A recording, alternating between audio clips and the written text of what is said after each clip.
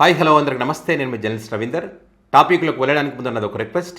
మన ఛానల్ ఎవరైనా సబ్స్క్రైబ్ చేసుకోకపోతే కనుక తప్పకుండా సబ్స్క్రైబ్ చేసుకోండి, నాకు సపోర్ట్ చేయండి. సో ఇక్కడ టాపిక్ ఏంటంటే, వైఎస్ జగన్మోహన్ రెడ్డి గారు ఏదైతే మావిగన్ ఈ అంశాన్ని తెరపైకి తెచ్చిన తర్వాత ఏబిఎన్లో మరి ఒక విషయాన్ని చిమ్మారని చెప్పొచ్చు. పరాకాష్ఠకు చేరిందంటారు కదా, ఆ స్థాయిలో. అంటే గతంలో కొత్త పలుకులు పేరు మీద చెత్త పలుకులు ఎన్ని రాసినా కూడా పెద్దగా అభ్యంతరం చెప్పలేదు చాలామంది. కానీ ఇప్పుడు పబ్లిక్ గాండ్రించి ఉమ్మించేటువంటి పరిస్థితికి వేమూరి రాధాకృష్ణ తెచ్చుకున్నాడు. సో ఈ క్రమంలో వైఎస్ఆర్ కాంగ్రెస్ పార్టీ అభిమానులు కూడా, ఇక్కడ వైసీపీ పార్టీ లీడర్లు వారి బలాలు బలహీనతలు ఏమైనా ఉండి దాన్ని ఇప్పుడు ప్రశ్నిస్తే మాట్లాడితే వాళ్ళ ఛానల్ ఏమైనా బయట పెడతారని చెప్పి కొంతమంది భయపడి సైలెంట్గా ఉన్నారో తెలియదు. కానీ జగన్ గారి అభిమానులు మాత్రం మా అభిమానం నిజం, మాలో నిజాయితీ ఉంది, మేము ఎవరికి భయపడాల్సినటువంటి అవసరం లేదని చెప్పి కొన్ని బలమైనటువంటి ఆధారాలు, ముఖ్యంగా జగన్మోహన్ రెడ్డి గారు వేమూరి రాధాకృష్ణకు ఫోన్ కాల్కి సంబంధించిన ఒక ఎవిడెన్స్ బయట పెట్టి ఇది మా నిజాయితీ అని చెప్పి దీంతోపాటు కొన్ని అంశాలను ప్రస్తావిస్తూ వేమూరి రాధాకృష్ణ డొక్క చీల్చి డోలు కడుతున్నటువంటి పరిస్థితి. సో కొన్ని అంశాలు మనం మాట్లాడుకోవడానికంటే ముందు కొంతమందికి మరి ఈ ఎందుకు వచ్చింది చర్చ అనేది కొంతమంది తెలిసి ఉండవచ్చు, తెలియకపోయి ఉండవచ్చు. సో ఒక్కసారి ఆ వ్యాఖ్యలు ఏమన్నది, ఆ దారుణమైన వ్యాఖ్యలు మీకు వినిపించే ప్రయత్నం చేస్తా. కూడా కాదు, మా విగన్ అంటే ఆనందంతో ఆర్తనాదాలు చేస్తున్నారు. రేపు జగన్మోహన్ రెడ్డి మీ భార్యలు కారు అని చెప్తే గుడ్డిగా నమ్మేసి కట్టుకున్న దాన్ని చెల్లిగా భావించి పెళ్లి సంబంధాలు చూడడానికి కూడా వెరవని వెన్నెముక లేని బ్యాచ్ వైసీపీలో తయారైంది. మెడకాయ మీద తలకాయ, ఆ తలకాయలో ఇంత గుజ్జున్న ఎవరైనా మావిగన్నని జగన్మోహన్ రెడ్డి వెంట వెలువడిన వికారాన్ని యావగించుకుంటారు. వీళ్ళ వికారాన్ని చూసి రాష్ట్ర ప్రజలు యావగించుకుంటున్నారు, గాండొచ్చి ఉమ్మేస్తున్నారు. మీకు ఇంకా ఈ పోలిక తప్ప వేరే పోలిక మీకు దొరకలేదా? మావిగన్ అనేటువంటి టాపిక్ మీద ఇంకా వేరే డేటాతో మీరు మాట్లాడలేరా? చీదరించుకుంటున్నారు పబ్లిక్. చివరికి వేమూరి రాధాకృష్ణకి సంబంధించినటువంటి పర్సనల్ విషయాలను కూడా మొత్తం తవ్వి బయట పెడతా ఉన్నారు. దీన్నే లేపి తన్నించుకోవడం, గెలికి తన్నించుకోవడం అంటారు. ఒక్కసారి కొంతమంది వైసీపీ పార్టీ లీడర్లు, అందరూ కాదు కానీ కొంతమంది స్పందించారు. ఇక్కడ కొంతమంది వాట్సాప్ గ్రూపుల్లో డిబేట్లు పెట్టేసి ఇది కరెక్ట్ కాదు అని చెప్పి ఏదైతే మాట్లాడుతున్నారో, గ్రూపుల్లో మాట్లాడితే పనికి రాదు. బయటికి వాయిస్ వినిపిస్తేనే ఇంకొకసారి ఇలాంటి వ్యాఖ్యలు చెయ్యరు.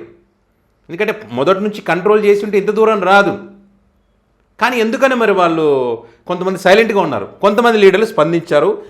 వాళ్ళ కౌంటర్ నిజంగానే దిమ్మ తిరిగిందని చెప్పాలి. ఒక్కసారి వినండి. చంద్రబాబు నాయుడు నాకు చెప్పినాడు, నువ్వు నా పిల్లలు కాదంటే ఈ రోజు నుంచి నా చెల్లెలతో సంబంధం అంతా నీకు వేరే వాళ్ళతో పెళ్లి చేయమని చెప్పినాడు. మా సార్ చంద్రబాబు నాయుడు సార్ చెప్పినాడు కాబట్టి నాకు తెలియలేదు, నేటి నుంచి నేను చెల్లెలుగా భావిస్తానా, ఇదిగో ఈ పరాయి పురుషులతో వివాహం చేస్తానా, ఈ ముందు పెళ్లి రేపు శోభలో వెళ్ళిపో అని అంటే ఆ యొక్క మెట్టుతో కొట్టదన్నా రాధాకృష్ణ సేదగలేదు, మెట్టుతోనే కుట్టాలి. నా పిల్లమైనా నీ పిల్లమైనా మాట్లాడేటప్పుడు బుద్ధి జ్ఞానం ఉండాలా. మేము మాట్లాడలేము అట్లా. నీ భార్యని మేము తల్లితో సమానంగా భావిస్తాం, నీ బిడ్డని బిడ్డలాగా భావిస్తాం, నీ సోదరుడు మా సోదరులాగా భావిస్తాం. అన్నిటికీ మించి మహిళలు వాళ్ళు గడ్డి పెట్టండి అక్క, ఇంట్లో గడ్డి పెట్టండి. చంద్రబాబు నాయుడు కోసం ఈ బ్రోకరేజ్ చేసేదానికంటే, జర్నలిజంలో అక్షరాలతో వ్యక్తిహారం చేసేదానికంటే మరి ఆడమ బాయిపడి కూలిపోయి చేసుకునే గౌరవం బతుకుతాం. ఇంకా నాకు తెలిసి వీళ్ళు ఇంకా విజ్ఞతతో మాట్లాడారు. లిమిట్స్ క్రాస్ అవ్వలేదని చెప్పి నేను అనుకుంటున్నాను. ఎందుకంటే వారు మాట్లాడినటువంటి మాటలకు ఇంకా ఎక్కువైనా ఇంకా మాట్లాడవచ్చు, కానీ వాళ్ళు ఆ రకంగా మాట్లాడలేదు. ఇప్పుడు అంటా ఉన్నారు, మీరు ఏదైతే ఆ పదాలు వాడారో, జగన్మోహన్ రెడ్డి చెప్తే పెళ్ళాలు కాదు చెల్లెళ్ళు వాళ్ళకి వేరే పెళ్ళిళ్ళు చేసిస్తారని చెప్పి, మరి అదే రాధాకృష్ణ నీ ఇంటికి వెళ్ళి నీ భార్యతోనో లేకపోతే మీ కూతురుతోనో ఈ రకంగా నువ్వు మాట్లాడగలవా? ఆ దమ్ము ధైర్యం నీకుందా? మరి వీళ్ళు అడిగిన ప్రశ్నకు ఆన్సర్ ఇవ్వగలవా? కొత్త పలుకులో దీని గురించి మాట్లాడగలవా? నేను చేయగలనని చెప్పగలవా? ఆడవాళ్ళంటే గౌరవం లేదా? నువ్వు ఎవరి కోసమో డైవర్ట్ చేయడం కోసం ఇట్లా పనికి మాలినటువంటి కామెంట్ చేస్తావా? మరి వీళ్ళు దీనికి ఆన్సర్ ఇవ్వండి. మళ్ళా ఇంకా కూడా చూపిస్తాను చూడండి. మీ భార్య బతికొండగానే, మీ భార్య కనకదుర్గమ్మ బతికొండగానే ఇంకో మహిళతో, ఆ మహిళ డాక్టర్తో, పేర్లు నేను చెప్పదలుచుకోలేదు, మాకు సమాజంలో ఏదైతే వైఎస్ఆర్ కాంగ్రెస్ పార్టీ అంటే గౌరవం ఉంది, మన మహిళలు గౌరవిస్తాం కాబట్టి ఆ మహిళ పేరు మేము ఈరోజు బయటకు తీసుకురావట్లా. మహిళా డాక్టర్ తో నువ్వు పెట్టుకున్నటువంటి అక్రమ సంబంధం, మీ భార్య కనకదుర్గమ్మ బతుకుండగానే నువ్వంట భార్యల గురించి మాట్లాడేది, నీ బతుకు ఎవడో తెలియదు. నువ్వు ఎక్కడి నుంచి వచ్చావు? ఈరోజు సైకిల్ మీద పేపర్లు అమ్ముకునేటటువంటి బతుకు నుంచి ఈ రోజు ఫిలిం నగర్ లో 100 కోట్ల రూపాయలు పెట్టి ఏ ప్రోత్సాహ పనులు చేస్తే నువ్వు ఈ రోజు ఆ ఆఫీస్ పెట్టావు, కొత్త బిల్డింగ్ కడతా ఉన్నావు.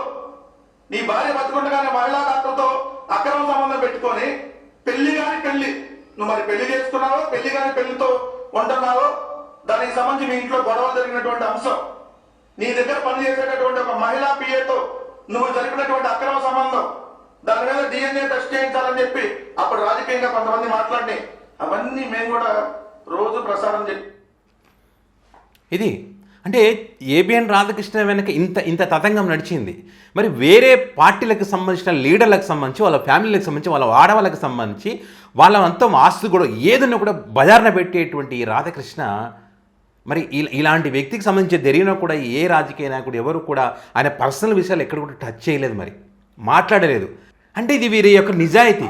అదే కనుక వాళ్ళు ప్రతిరోజు నీకు సంబంధించి ఈ DNA పరీక్ష అని చెప్పి, పిఏ వ్యవహారం అని చెప్పి, లేకపోతే మహిళా డాక్టర్ ఇది ఏదైతే చెప్తా ఉన్నారు కార్మూర్ వెంకరెడ్డి గారు, ఈ ఎపిసోడ్ అంతటికి సంబంధించి ప్రతిరోజు వార్తా కథనాలు సోషల్ మీడియా వేదికగా ఇట్లా ప్రతిరోజు చేసి ఉంటే కానీ వాళ్ళు చెయ్యలేదు.